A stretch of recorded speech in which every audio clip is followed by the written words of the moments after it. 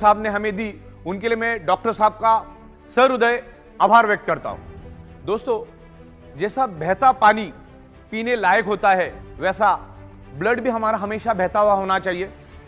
Blood circulation अगर हमारा disturb हो जाता है तो उसमें बहुत सारे बैक्टीरिया, बहुत सारे वायरसेस क्रिएट होते हैं और मल्टीपल बीमारी हमारे शरीर में पैदा होती है। ब्लड सर्कुलेशन के मैकेनिज्म को समझने से पहले हमें कुछ बातों को समझना है। मैं आपको इंटरकनेक्शन करके बताऊंगा। What is the magnetism, what is the blood circulation, what is the oxygen, इसको हमको समझना है। जैसे आपको मैंने बताया कि हमारा शरीर सराउंडिंग की मैग्नेटिक फ्रीक्वेंसी को खींचता है, जिसके कारण हमारा हार्ट पंपिंग करता है। जैसे इलेक्ट्रिक पंप को चलने के लिए इलेक्ट्रिसिटी चाहिए, वैसे हमारे हार्ट को चलने के लिए पृथ्वी की नेचुरल मैग्नेटिक पावर चाहिए, जो आज हमें कम मात्रा में मिलती है। क्योंकि मैंने जैसे आपको कहा कि हमारे 3 फीट में लोहा है। हमारा हार्ट 1 मिनट में तकरीबन 70 से 80 बार धड़कता है, और जब जब धड़कता है तो 75 to 80 ml ब्लड पूरे बॉडी के अंदर सर्कुलेट करता है। लेकिन वो तभी कर पाएगा जब आपको सराउंडिंग की मैग्नेटिक पावर मिलेगी। लेकिन आज वो मैग्नेटिक पावर कम मिलने के कारण हमारे हार्ट को जब 70 ml 80 ml ब्लड सर्कुलेट करना है, उसके जगह 60 ml 50 ml 40 ml सर्कुलेट करता है, जिससे each and every organ part को कम कम प्रोपोर्शन में ब्लड मिलता है। और कम प्रोपोर्शन में ब्लड मिलने के कारण ऑर्गन पार्ट कमजोर पड़ जाते।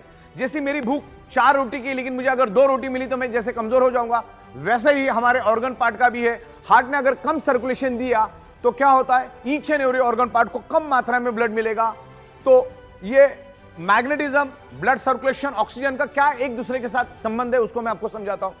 हमारा हार्ट पंपिंग करता है और पंपिंग करके each and every organ part को, each and every blood cells को ऑक्सीजनेटेड ब्लड सर्कुलेट करने का काम करता है। और जब उसमें से ऑक्सीजन फिनिश हो जाता है तो उसमें बचता है harmful poison carbon dioxide.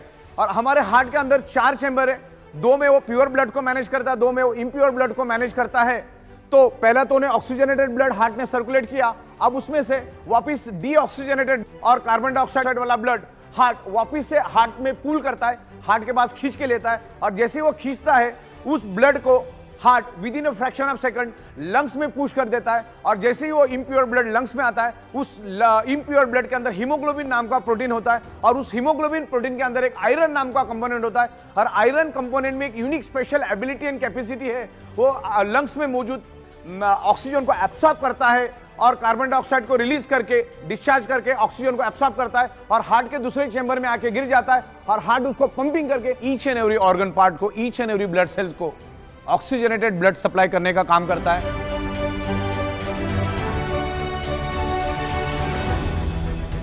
Heart जब डीऑक्सीजनेटेड ब्लड यानी कार्बन डाइऑक्साइड वाला ब्लड लंग्स में भेज देता है तो उसके अंदर का आयरन ऑक्सीजन को एब्सॉर्ब करना शुरू कर देता है। अगर मैग्नेटिक इन्फ्लुएंस अगर मिलेगा, मैग्नेट की शक्ति अगर उस आयरन को मिलेगी, तो जहां पर वो अंदाजन 30 ml ऑक्सीजन एब्सॉर्ब करने वाला था या 30 ml ऑक्सीजन को बाइंड करने वाला था, उसके जगह वो 50% भी कर सकता है, 60% भी कर सकता है, 70% भी कर सकता है, 80%। यानी ऑक्सीजन मैक्सिमम मात्रा में वो आयरन खींचने की कोशिश करेगा अगर आप पे मैग्नेटिक इन्फ्लुएंस है तो।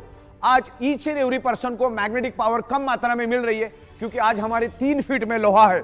ये छत, ये फ्लोरिंग, आजू बाजू बीम कॉलम, सारे के सारे लोहे के, करोड़ों टन, अरबों खरबों टन का लोहा हमारे आजू बाजू में, बिल्डिंग के बाजू में बिल्डिंग, बिल्डिंग के बाजू में बिल्डिंग, कार, बाइक, बस, ट्रक, तमाम करोड़ों टन का लोहा एनवायरमेंट का, पृथ्वी की नेचुरल मैग्नेटिक को अपनी ओर खींचता है।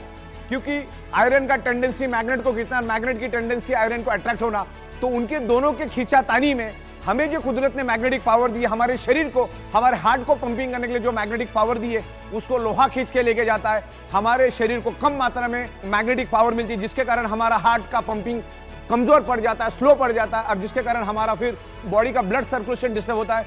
जहां पर हार्ट को 70 से 80 ml ब्लड सर्कुलेट करना चाहिए, वहां पर हार्ट 40 ml, 50 ml, 30 ml हर एक बॉडी में अलग अलग ब्लड सप्लाई करना शुरू कर देता है।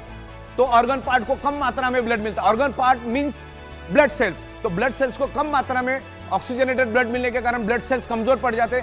ब्लड सेल्स कमजोर पड़ने से ऑर्गन पार्ट कमजोर पड़ते, और ऑर्गन पार्ट कमजोर पड़ने से उसमें डिसफंक्शन, डिसऑर्डर, अलग अलग टाइप के डिसीज जनरेट होते हैं। और हमारी जो 125 से 150 साल चलने वाली जो बॉडी है, उसको हम 30, 40, 45, 50, 55, 65 में पूरी तरह से खत्म और बर्बाद कर देते।